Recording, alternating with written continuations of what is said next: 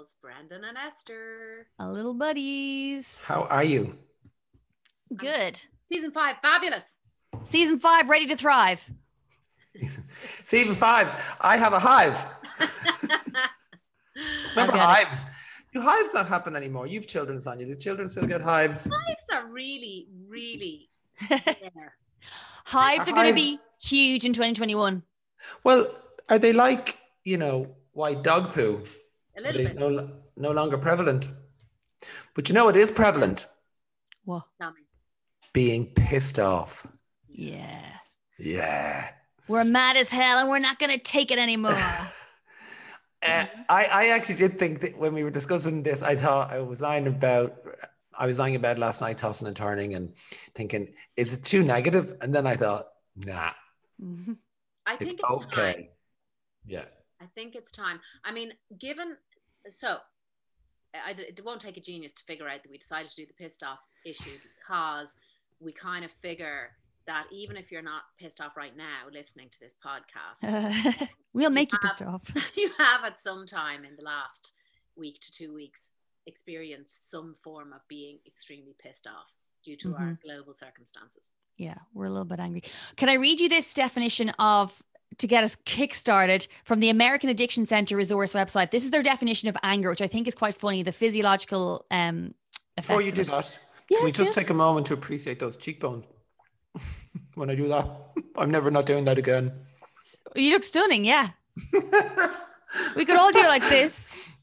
You're meant to say prune. Prune. Okay, anyway. Sorry, go for it. Brendan got distracted looking at himself there in the vid. It's fine. Not for the first time, may I add. He's like, look at my cheekbones. I'm stunning. Okay, Brenton. Yeah, okay. So this is what happens when you become angry, okay? As you become angry, your body's muscles tense up. Inside your brain, neurotransmitter chemicals are released, causing you to experience a burst of energy. At the same time, your heart rate increases, your blood pressure rises, and your rate of breathing increases also. Soon you can pay attention to nothing else. In quick succession, additional brain neurotransmitters and hormones are released, which trigger a lasting state of arousal. You are now ready to fight. Or ride, by the sound of things. Oh, yeah, ride. But it's somebody, you are now ready to fight. Like, okay. But I haven't... Similar, lads. Let's be honest, right? That state of arousal, whether it's anger or sex, that's, whatever. Desire or anger, they're very similar. Or whether it's angry sex. Yeah. We're veering right off topic, which is good. We're only 3 minutes in. Didn't take long. So that's the metaphysical description of how it affects your physicality. So is the upshot in that it is bad for your health? Is that what we're saying? Not necessarily. Well, a sustained level of that, I suppose, physical manifestation of an emotion must be... That's different, right? Sustained is not good. And in fact, I know a lot of people who've been maybe not necessarily in a sustained state of anger, but in a sustained state of anxiety. And it's a similar chemical effect that the adrenaline is on overdrive in your body. And there is a medical disorder like adrenalitis or something like that can actually cause physical effects, like enlarged eyes and really visible manifestations. So we're not supposed to be in those sustained and heightened states. They should be fleeting. So let's drill into that then. Given the current situation, lockdown number 3, no clear path out, we are no Perth. People are in a heightened level of pissed offness, right? And what I do like about modern culture and social media is that very quickly the drums go out, where at the start of lockdown 1, it was learn the language, write a book. And then people are like, no, don't feel bad if you don't do anything. If you sit in your hole, just get through this, right? Get through this with your sanity. And now people are and now it's gone on for a year, and now it's accepted to be pissed off. And it's, instead of feeling bad about being pissed off, we're saying, it's, you know what? And almost the tolerance is in some way, I'm wondering, is the tolerance fueling it, as opposed to, we used to say, let's get on with it, right? Now we're saying it's okay to lie down, feel sorry for yourself and be really pissed off, but a sustained level of pissed offness is just going to be bad for your brain, right? Yeah, and and that's certainly, it's something that I'd be really aware of. Now, it takes a huge amount to tip me over. Like I really, you know, I don't rile easy. But I've had it, like, where you're just like, oh man, like I'm feeling so pissed off with everything. I'm feeling sorry for myself, and I'm pissed off that I'm feeling sorry for myself, because I don't like that either. That's not a good look. But actually, you know, literally setting an alarm on it and saying, you know, I am going to have 3 gratuitously pissed off, sorrowful, self-indulgent days, and just everybody can just go to hell. And when those 3 days are up, I'll pick up my skirts and get back on the saddle again. You know, that it's it is really, really bad for you to stay in that sustained state, and it's really hard for you to manage it and get out of it the longer you're in it. You see, and listening to you there, my problem with being pissed off is I don't really have much control over it.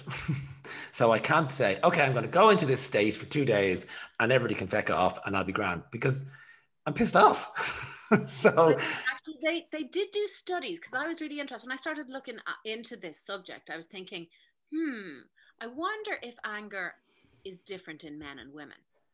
I wonder if it's a different kind of construction or a different behavior. And it has been proven that men who feel angry are more likely to display aggression. Although this doesn't mean that women are not as motivated to be driven to rage as frequently. So one study by scientists in Southwest Missouri surveyed 200 men and women, suggests that women were as angry and acted on their anger as frequently as men. The difference that they identified was that men felt less effective when forced to contain their anger. So women can be really angry, can contain it, and still be angry. Men struggle with that. It's like, did you see that clip that was going around last night of that council meeting where the 2 council male members, we'll include the link in the show notes, but they got really annoyed because Janice hadn't been following procedure, and she just sat there. And she was on Woman's Hour today, and she kind of just went through chapter and verse, like there was no point in, you know, she had power in a different way because she didn't let it go, like you said, but they were just being silly over these procedural issues, which are sure irritating, but we'll include it. You're striking a chord here, because, and maybe it's how men and women think about anger versus pissed off, because for me, they're different things. Like, yeah, they're not, one can lead to the other, obviously. But to be in a perpetual state, or a state of just be pissed off, is akin to slight depression tinged with anger, slightly on the edge. That's what it is for me, right? But it's not anger, because I know that I'm probably going through it because of external forces beyond my control, but it's still pissing me off, right? And so I think that's what I acknowledge it to be. And I think that's what people are saying. It's okay to be pissed off, because you're pissed off because everything's happening around you. You can't control any of it except for stay safe, wear a mask, wash your hands, all those things. But apart from that, you know, you have to go out and get food, and you have to shop, and you have to not see your family. So the pissed off side of things for me is just a bit of I always think of being a teenager. It's close to boredom as well in my head, pissed off. Really interesting, that, actually, because it is like a kind of, it's like the long tail at the end of anger, nearly, you know? Yeah. And I remember, I have a very good friend, and I remember her daughter when she was a toddler, and that kind of tantrumy, angry, and like the toddler was screaming and writhing, and so like angry, but really pissed off as well. Like, it just, because actually that toddler tantrum, and this is really, I love where you're going with this, because they actually sort of disseminated a toddler's tantrum and figured out that it was equal parts sadness and anger, which is what pissed off is. And it was like that. That's it. So this toddler was like crying and ranting and gnarling and all this kind of stuff. And my friend was driving her home in the back of the car, and the kid was in the car seat, and she was giving out and crying and pissed off and blah, blah, blah. And when she got her home, she sat her down and she said, look, you know, why are you doing this? And the toddler at the age of about 4 said, I can't even remember. She'd worked herself back around. And that's it. Like sometimes you find yourself in this kind of loop of not even knowing why it's so bad. But what was interesting at the very end of that conversation, when she did talk her daughter down, her daughter said to her, look, Mom, you do sad and happy. Dad does angry and happy. And I do angry and happy, you know, and it's almost like, ooh, there's a relationship there between anger and sadness. And that's where pissed off lives. And pissed off creeps up on you, probably much like depression, right? So here's a mad thing. Sometimes I will have a wonderful day at work or existing, and I have to do something in the evening. And this was during normal life, and it would probably involve meeting people or going out. And over the years, right, I would recognize a mood in me that I would say, I'm better off not going out. I'm pissed off. I'm just pissed off. I'm either tired, something's on my mind, but I don't know what it is, but I recognize it was slightly tired-y, slightly going, if something would happen and I go, oh, there's a little sign. And invariably I'd go and I'd be pissed off. So I've now learned to recognize that and go, actually, I'm not going to go and it's probably tiredness and combined with a little bit of frustration around something else. And your ability to probably deal with tricky stuff is halved, isn't it, when you're tired, right? So you why go in capacity. You don't have the capacity, and that's it. And so it's taken me years to recognize I just don't have the mental and emotional agility and capacity to get through a woohoo moment with a group of people coming from the mood I'm in, and go to bed early, get up, and it's gone. So maybe I just get pissed off when I'm tired. You need your little nap. A sort of a safety mechanism and an insurance policy for your brain and your body, that you know what you need is a restoration. And in fact, I was watching a really interesting, I thought really interesting TED Talk with a guy called Tony Schwartz, who wrote the book The Way We're Working Isn't Working. And he was actually, Sonia, yes. let's take a little break for 2 seconds, and then we'll come back and listen about that. Hang on, Eves, I'm recording a podcast, love. The way we're working isn't working. I love the sound of that. Okay, I'll have a look in a minute, okay? By who? Tony Schwartz. Tony Schwartz. Okay. And we're back. Sorry, what was that book? Tony Schwartz, The Way We're Working. Well, it's a nice little taster with a TED Talk from Tony Schwartz. Oh, sorry. Who wrote The Way We're Working Isn't Working. And he was talking about the 4 energies that we have. Okay, so we have mental, spiritual, emotional, and physical. And that we need to rethink those energies in terms of their complementarity. So everything that we do and how we work right now is based on expending energy, expending emotional, spiritual, physical, mental energy. Do it. And we have no focus on the complementary aspect of that. So for every energy that we expend, we need to renew it. And we're not thinking like that in today's world.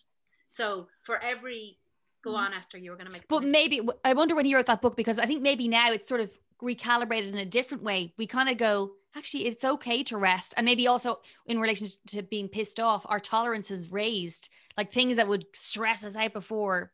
So maybe when did Tony write this book? Actually, I want to know. Before you continue, Sonia, with that, just to back up what Esther's saying, and I think there is a lesson from all of this, and it is that what you're saying, Esther, is that the grind of, I heard on the radio in the car today, I had to go and get some stuff, and I heard an ad for a Sunday newspaper, and it said, and it felt so old-fashioned, it said, an interview with some Irish actress I'd never heard of, and her unstoppable Hollywood career. Yeah. And I was like, nobody cares about that anymore. That her unstoppable Hollywood career, that just makes people feel bad about their stoppable lives, right? So it's like, what a stupid phrase to use. People go, I don't care about her unstoppable career, where that language is now almost, dare I say, a little passé, that to live within your own means and desires rather than paste what you want from other people's lives or decide. The other piece of that in a kind of a mid post COVID reality that I think I love that is that we are deeply challenged, which can lead to us being pissed off, right, in our domestic environments right now. And a friend of mine. Oh yeah. A friend of mine. Yeah, I've got rats. Was at a meeting the other day, and somebody said to her, "Are you okay? Or how are you doing? How are you doing?" And she thought about it for a second, and she thought, I could say what is expected of me, which is fine. How are you? Or I could tell the truth and say it's actually really difficult for me. Mm-hmm. And she chose the latter. And she talked about the particular issue that she was facing. And the person she was having the meeting with, who was a client, by the way, shared that he had also experienced the same difficulties. And wow. They talked about it. And I was talking to her about this, and I was saying, that would never have happened before. Never. Mm-hmm. That willingness to share your vulnerability, to share your humanity with other people, and to be allowed to be, failing or not winning. I think that's very, very interesting. Because I think we probably said this before, like the veil has been taken away from the celebrities and from us, because we know at the end of the day what we all really need and want, it's like, we just want to see our friends and do normal basic things and, hug people and all that kind of stuff. So we can't pretend. It's like, don't kid a kidder. We really know. But I also think it's even more sinister than that. I think our generation, particularly Sonia, are the children of an 80s mentality where success was the most important part of our lives. Coming from nothing and achieving greatness was educated from our parents to our schooling. It was win, win, win, win, win. Move to New York, move to London, move to Paris if you've got the neck, learn another language, win, win, win, succeed, succeed, succeed. And it's just burnout. It's just too hard. And we do see the top 5% who do make the millions. And now we look at them and wonder, they're in lockdown too. Go, are they any happier than we are? So I think that life balance thing, which was obviously, work-life balance was in the ether. It was definitely something people were waking up to and going. And also that brilliant fact about once you hit 70 grand, anything past that really doesn't bring much more happiness, just maybe better schools and fancier cars and a bigger house, but doesn't attain more. And while 70 grand could sound like a lot to a nurse or a junior teacher, when you hit 50, it's probably average enough in rural urban areas as well in terms of business. So all that language was coming anyway. It feels like it's been really consolidated. Like even looking outside, are you pissed off where you're living? Yes, I am. And actually, I kind of have been for a while, But where do you want to live? Oh, I think I'll think about that now. I have some space. So let me talk to you about that. I mean, it's interesting, right? You make choices around that emotion, I think. Which emotion? Well, to be pissed off with where you live, right? And I understand it because we've talked about it, right? But for me, I would be thinking, if I let that take hold. Now, by the way, I do love where I live, so it's not the same thing. But if I let that in, can I ever not be inhabited by it? So I wasn't actually talking about me in the first person there, to be honest, but I kind of was, I suppose, because it has occurred to me, is this my forever home? And just for full, clarity and transparency, I bought this apartment really fast because I had a deposit really quickly that would have had to go on a tax bill. And so I rushed at it, never thinking it was going to be my forever home, first of all, right? I wanted to own an apartment because I was living in my old box room in my parents' house and we were doing off the rails. I was 37 or 8 and I just couldn't go on like that. And I was renting a room there. I fortunately or unfortunately just bought my apartment in London. But then I had rented that out and I was like, oh God, we're going to live in Ireland. And it was long haul stuff with off the rails, as we knew. So I was like, okay, this came up. And it was just after the recession. So it was 170 grand. It was really affordable. I would never have been able to afford that, shockingly, people will think, but I wouldn't have been able to afford the average price before the crash, which was, I think this was 500 grand. I wouldn't have got a mortgage for that solo. So I seized the opportunity. So then I've just gone along with it, renovated, did nice floor, but I've had to sit in it now, really think about it. And when I did Dad's documentary, I was like, I can't get a wheelchair if I have a stroke in that door. So it was never intended as long-term. And now it probably really isn't long-term. Am I pissed off with it? No, I have a beautiful space. I love it. It's easy to heat. We're very comfortable here. But if in 5 years' time we have another lockdown or whenever, I would love a little garden. I would love a little space. I would like not to be maybe so in the city. It's very real in the city. And I find it's probably not a great place to grow old, the city centre. You know, it's very fast. It's quite unfriendly. It's quite unsafe. So that's why. But I should preface that with, I'm not really pissed off. I feel quite lucky. But if you forget about the specifics of that, though, do you not get that sense that if you let, okay, it's different to be pissed off with something that's fleeting. If you allow yourself to be pissed off with something that you are, okay, this is the crux of it, that you're not willing to change. Okay, so before we go to that, right, let's dig into what pisses people off, right? So before we start to, because I'm thinking in my own head about, I love your advice about how to let things go, you know, how not to internalize it. But okay, short term, what pisses you off? Esther, happy thinking. What pisses me off is micro injustices. So little things that happen that just aren't fair or equitable. So people stealing your car parking space. No, it's more like that. I'm pretty sanguine with the outside world. It's more the people around me that I want the behaviors to be good and honorable. And if I feel there's any flouting of that, I do get a bit pissed off. But if somebody, you know, somebody cut out in front of me, I don't suffer from road rage. It's like, whatever, that's your problem. If I let you out and you didn't say thank you, that's okay. I didn't let you out for a garland, you know. It's unkindness. It's like if I make dinner and oh, hello, a tiny piano player. So you ready for what pisses me off? Have you got a pen and paper? We're sitting down. Well, I had a good think about this. What really, really gets my goat and sits with me and pisses me off, and I quite enjoy it, is people who get pissed off on behalf of other people.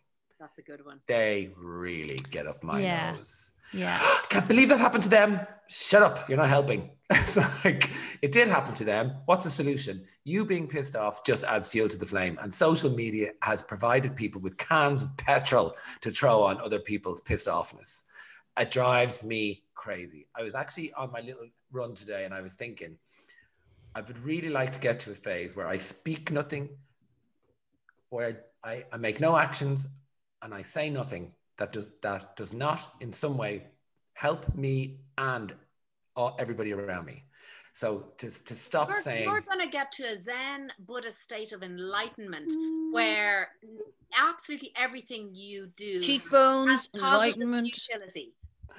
Well, I just thought, like monogamy, right? It's a real simple rule. Just don't say bad shit, right? Just don't be pissed off. Just don't say it. And actually, imagine you, as I go to engage with somebody in a queue that they skip, I don't say bad stuff. So I just don't engage with that. As I was running, I was thinking, I think I might be onto something here. And then somebody ran in front of me and pissed me off. But that's,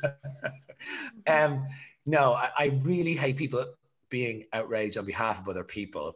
And that brings me into a different mindset, which is I'm not really pissed off, but then I'm being pissed off with the pissed off people who are pissed off for somebody else. So am I just part of the problem then, right?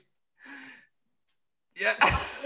Yeah, it's true. But then I think that's when you have to just use Twitter and Instagram minimally and just put it away. I just don't get I have sucked a into rule it. of never to say anything negative on social media, or never Mhm. say anything to somebody you wouldn't say to their face. Yeah. And the other thing I want to say, what really pisses me off actually is, and it gets emotional with me, is when I feel an injustice. When that's on you. When I feel that somebody is taking advantage knowingly.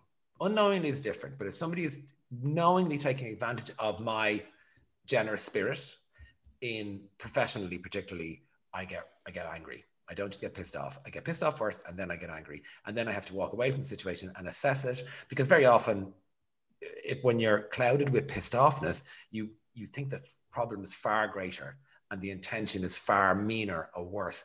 Generally, people don't give a shit about you. They're not trying to hurt you. They're just trying to do their stuff. So, my God, I'm very zen today, am I? Planking really helped your zenosity. You need to plank more. I can't imagine anything pisses you off, Esther. Yeah, I tell you what, they're small, furry, got little teeth. They can eat through concrete. Esther's having a rat issue at the moment. This may be the pissed off issue, but it's the rat issue also. It is. That's the theme at the moment. Poor thing. But actually, I would agree with that, Sonia. The unfairness thing is something that I have as well. If things are unfair and unbalanced, that bugs me too. But you know what? And it only occurred to me as we started this recording, your outside things, did it occur to you? Because I was not thinking of it. It did. And actually, I harked back to my teenage years, because if anyone can remember, back to that period of their life, there was a huge amount of time spent pissed off. Like, I found a letter that I wrote. The poetry. Oh my God, I found a letter that I wrote to nobody in particular about my state of mind.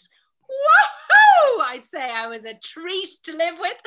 But anyway, what I used to do was I used to kind of lock myself in my bedroom and blare the Infected. Love that. Angry album. It's really good though, isn't it, as well? Really good. And I started playing it for Finn the other day, and he really liked it. So that's my pissed off. Just let it out through music.